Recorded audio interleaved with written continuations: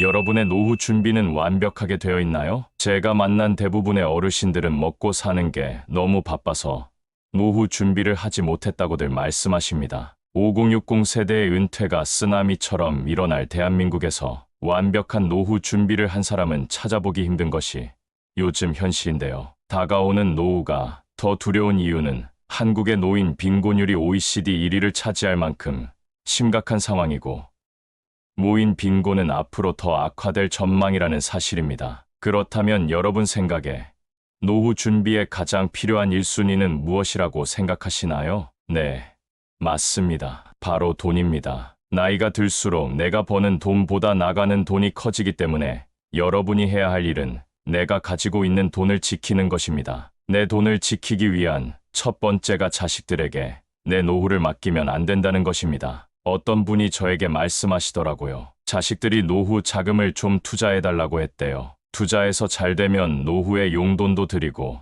잘 모시겠다고 했다고요. 예상이 가겠지만 이분 지금 어떻게 사는 줄 아시나요? 내 집 팔아서 자식한테 줬다가 월세살이 하고 있고, 자식들에게 한 달에 한 번 연락 오면 많이 온 거랍니다. 그래도 돈이 있을 때는 명절에도 꼬박꼬박 찾아오고 하루가 멀다 하고 전화했었는데, 돈 가져가고 나서는 감감무소식이고 약속했던 용돈도 없던 일처럼 됐다고 하네요. 세상 모든 사람들이 이러진 않겠죠. 하지만 이런 일이 우리 주변에 생각보다 많이 일어납니다. 옛말에 이런 말이 있습니다. 자식에게 재물을 안 주면 맞아 죽고, 반만 주면 졸려 죽고, 다 주면 굶어 죽는다는 말이 있습니다. 물론 여유가 돼서 금전적인 지원을 하는 것은 괜찮습니다. 하지만 내 노후 자금을 조금씩 갉아먹으며 자식을 돕는 일은 위험할 수 있습니다. 자식이 부모를 책임지는 시대는 끝났기 때문입니다. 따라서 돈 조금 있다고 해서 자식에게 다 퍼주면 안 됩니다. 다 퍼줬다가 나중에 빈털터리가 돼서 자녀에게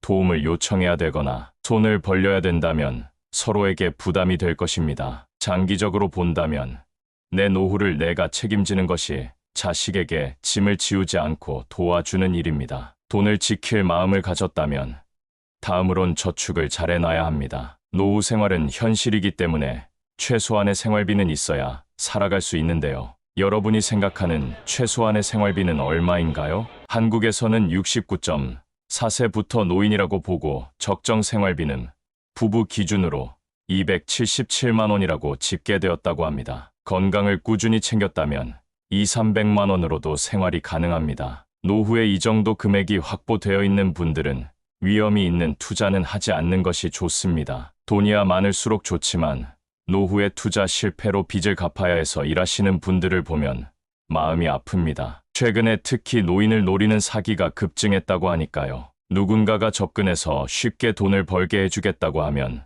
속지 마시길 바랍니다. 노후에는 의외로 엄청난 돈이 있는 것보다 가끔 사람들 만나서 커피 한 잔 마시고 등산도 다니고 맛있는 것도 먹을 정도의 돈만 있어도 충분히 행복하게 살아갈 수 있습니다. 이 정도 금액이 준비되어 있지 않더라도 국가에서 고령화 정책으로 일자리나 지원금 등 여러 방면에서 정책이 만들어지고 있으니 지금이라도 다가올 노후를 위해 저축을 하신다면 노후에 큰 도움이 될 겁니다. 그러나 돈만 있다고 노후가 행복할까요? 돈도 중요하지만 노후에는 그만큼 건강도 중요합니다. 그렇기 때문에 노후 준비의 세 번째로 건강을 말씀드리고 싶습니다. 먼저 조금이라도 젊을 때 건강한 생활 습관을 가져보세요. 제가 이런 말을 하면 많은 분들이 너무 기본적인 얘기라고 말씀하시는데요. 막상 그런 분들에게 건강한 생활 습관을 지키고 있냐고 여쭤보면 멋쩍어하는 모습을 많이 봤습니다. 이제 미뤘던 담배도 끊어보시고요. 술도 조금만 드셔보세요. 일주일만 해도 몸이 달라지는 것이 느껴집니다. 이 두 가지가 기본이 된 상태에서 적당한 운동을 추가해주세요. 막상 처음에 운동에 시간을 내면 굉장히 어렵거든요. 그렇기 때문에 생활하면서 운동을 조금씩 추가해보세요. 건물에 올라가고 내려갈 때 낮은 층이면 걸어서도 가보시고요. 외출 후 귀가할 때 날씨가 좋다면 30분 정도 걸어보세요. 걷는 게 별거냐 생각하실 수도 있는데요. 놀랍게도 걷는 운동이 주는 효과는 자존감 향상, 스트레스 해소, 불안감 감소, 피로 감소, 우울증 증상 완화 등 우리 몸에 정말 많은 도움을 줍니다. 나이가 들고 은퇴하면 심심해 하시는 분들이 많으신데요. 걷기만 해도 뇌에 자극을 주게 돼서 긍정적인 생각이 나게 만들어준다고 합니다. 그러면 걷고 나서 다른 것을 의욕적으로 하게 될 수 있으니까요. 오늘부터 꼭 걸어보세요. 그리고 건강검진은 꼭 받으셔야 합니다. 한국인 사망 원인의 상당수를 차지하는 암을 건강검진을 통해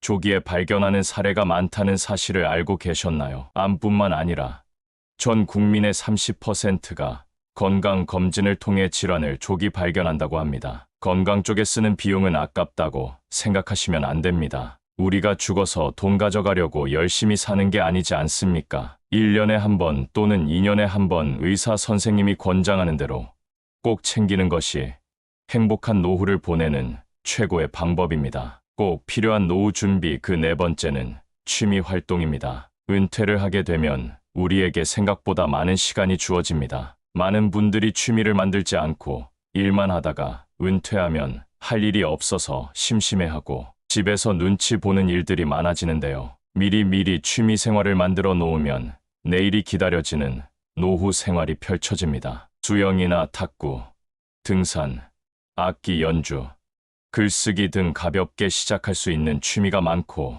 취미로 시작한 일이 직업이 된 분들도 간혹 있습니다. 취미로 글을 쓰다가 작가가 된 분도 있고 제가 아는 어떤 분은 은퇴 전 커피 만드는 것을 배우시더니 은퇴 후에 바리스타 자격증을 따고 노인 일자리, 카페에 취업한 일도 있었습니다. 제가 노후에 하면 좋은 취미를 주제로 제작한 영상도 있으니 한번 시청해보세요. 아무튼 노후에는 돈을 벌기 위해서 일하는 것보다 건강을 위해서 움직이기 위해 일하는 분들도 많습니다. 그리고 실제로 뭐라도 하는 것이 아무것도 안 하는 것보다 건강에 더 좋다는 사실을 알고 계실 겁니다. 그렇기 때문에 여러분이 좋아하는 취미를 찾고 노후에는 그 시간을 더욱 즐겨보는 연습을 해보시는 것을 추천드립니다. 마지막 다섯 번째는 혼자 시간을 보내는 연습을 해야 됩니다. 배우자와 자식들 또는 친구들과 시간을 보내는 것도 물론 중요합니다. 하지만 나이가 들수록 혼자가 되는 것에 익숙해져야 합니다. 외로움을 두려워하는 사람은 주변 사람을 힘들게 하기 때문입니다.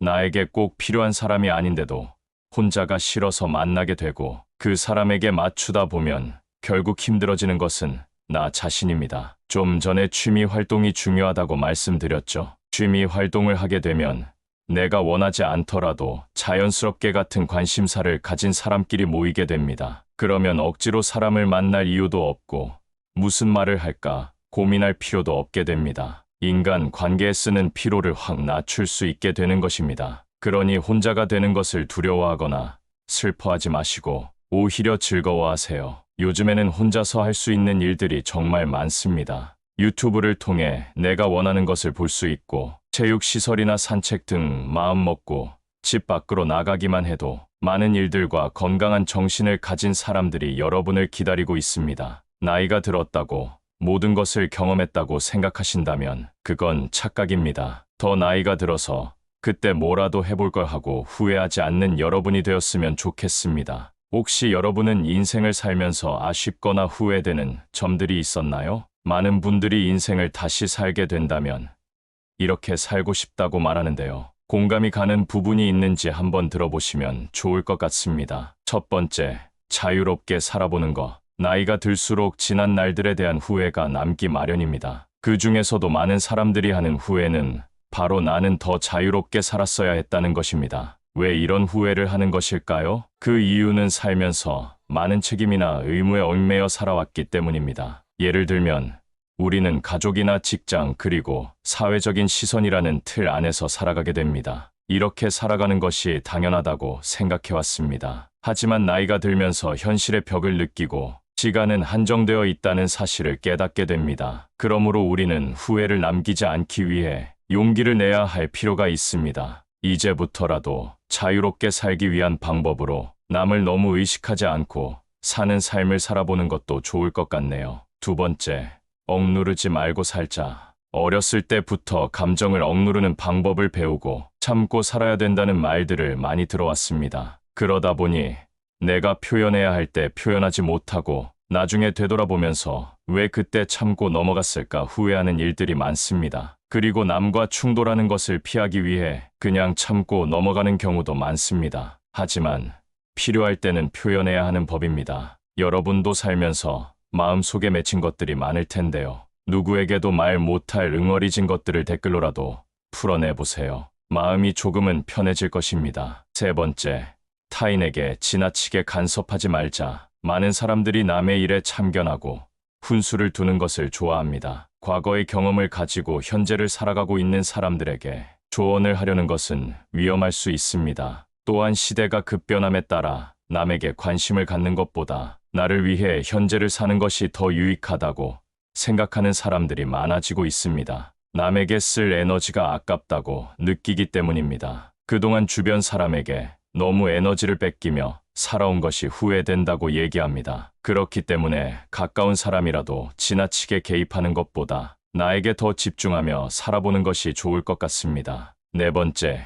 있을 때 저축하고 아껴 쓸 것. 많은 사람들이 자신은 한없이 돈을 벌 수 있고 일할 수 있을 것이라고 착각합니다. 사람이라면 언젠가는 은퇴할 시기가 있다는 사실을 기억하세요. 싫어도 흘러가는 것이 세월이고 그렇게 다가오는 것이 노후 생활입니다. 현재의 만족과 보상 심리 때문에 지나친 소비를 하는 것은 위험합니다. 또한 자녀들의 사업이나 교육에 지원하는 것을 노후 준비로 생각하는 것도 위험합니다. 자녀와 나의 삶은 분리해서 보는 것이 현명한 노후 준비를 위해 도움이 될 것입니다. 조금이라도 벌 수 있고 모을 수 있을 때 저축하세요. 조금씩이라도 늘어나는 통장 잔고를 보면서 소박한 기쁨을 느껴보는 것도 좋은 방법입니다. 여섯 번째, 지나간 과거에 너무 집착하지 말자. 지난 일에 대한 후회와 집착으로 현재의 나를 힘들게 하는 경우가 많습니다. 사람은 안 좋은 일을 생각하면 계속해서 우울해집니다. 스스로를 병들게 하지 마세요. 백미러를 보면서 운전을 계속할 수는 없는 법입니다. 우리는 나아갈 길을 바라보고 다가올 일에 대한 대비를 해야 합니다. 긍정적인 사람은 지난 일에 미련을 두지 않는다고 합니다. 그리고 성공한 사람들은